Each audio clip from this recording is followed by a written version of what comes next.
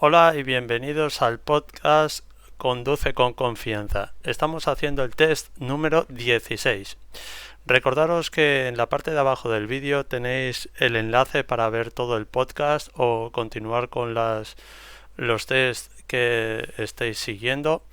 Y sin más dilación, empezamos las preguntas y las respuestas. 1. En vías urbanas de doble sentido de circulación, ¿en qué lado de la calzada podrá estacionar su turismo si no existe señalización que lo prohíba? En el lado derecho, en el sentido de mi marcha. 2.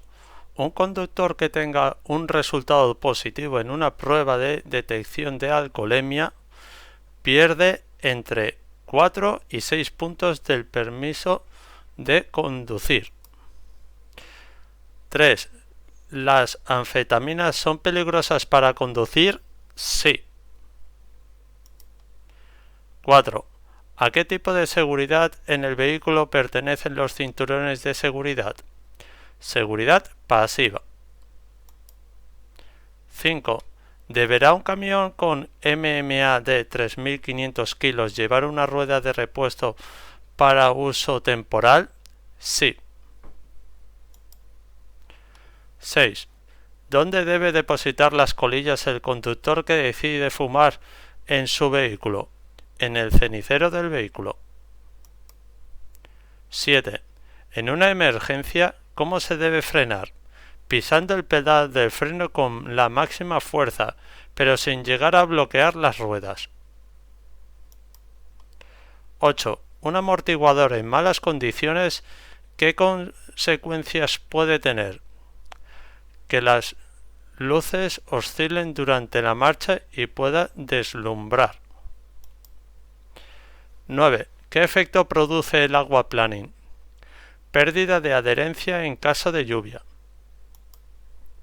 10. Ante un tratamiento farmacológico, ¿reaccionan todas las personas de igual forma?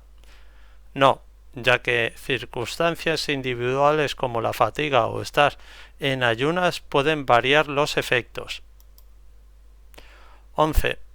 Un agente le indica desde su vehículo que debe detenerse en el lado derecho.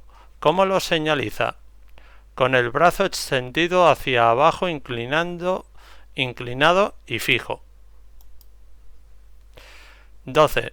En una autopista, ¿cuál es la velocidad máxima a la que le está permitido circular a una furgoneta que transporta mercancías? 90 km por hora. 13. ¿Por qué lado de la isleta en una carretera de doble sentido debe conducir el vehículo? Por el lado derecho. 14. Para incorporarse a la circulación, ¿se puede dar marcha atrás? Sí, es una de las maniobras en las que está permitido. 15. ¿Qué energía se pierde durante el frenado de un vehículo? Energía cinética. ¿Deben los ciclomotores de dos ruedas llevar luz de corto alcance? Sí, de forma obligatoria. Al estar un vehículo con caja de cambio... 17. Al estacionar un vehículo con caja de cambios manual en una pendiente descendente, ¿qué velocidad deberá dejar puesta? La marcha atrás.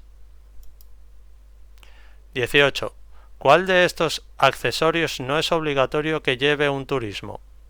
Un equipo homologado de extinción de incendios. 19. Deberá abstenerse de realizar un cambio de dirección cuando la velocidad y distancia de los vehículos en sentido contrario no permita efectuar la maniobra con seguridad. ¿De qué depende la seguridad de un automóvil? De los sistemas de seguridad activa y pasiva. 21.